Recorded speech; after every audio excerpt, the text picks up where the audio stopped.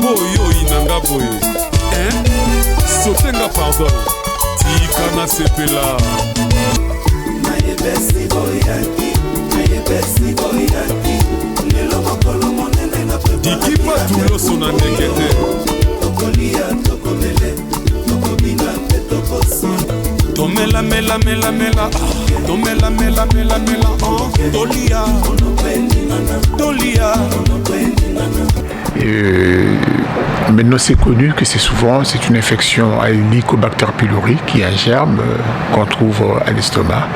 Et voilà. Et à la longue, si on ne prend pas soin, ça peut devenir un cancer.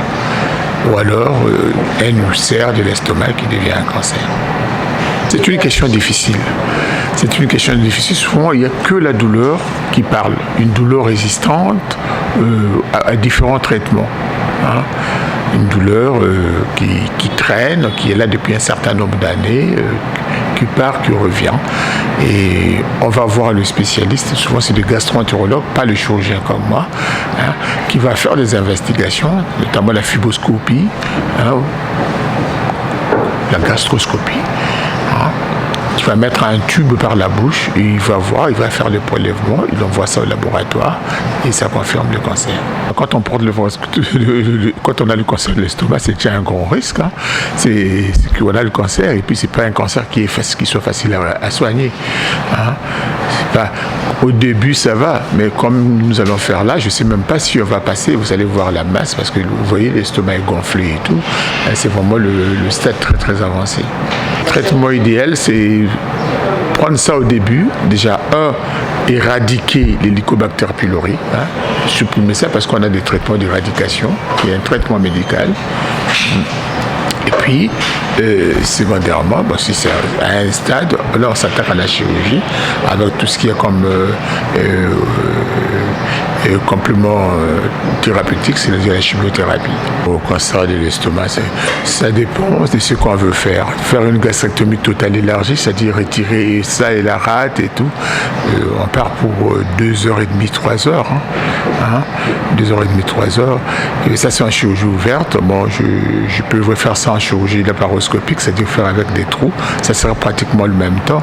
Mais ici, vu l'importance de la lésion, je vais ouvrir et ça, on part pour 2-3 heures. Et à la limite, et aussi, je dois dire aussi, c'est que je ne sais même pas si je vais passer, parce que si le cancer est important et qu'ils sont envahis des gros vaisseaux et tout, je vais faire marche arrière. Je ne ferai rien.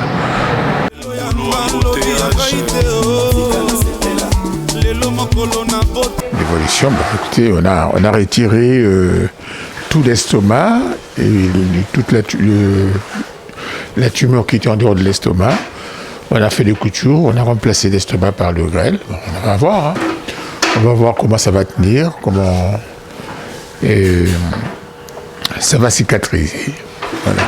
Difficulté comme telle, non, c'était plutôt laborieux. C'était laborieux parce que au départ, on s'est demandé si on allait faire l'intervention. Bon, heureusement, ça ne collait pas au gros vaisseau.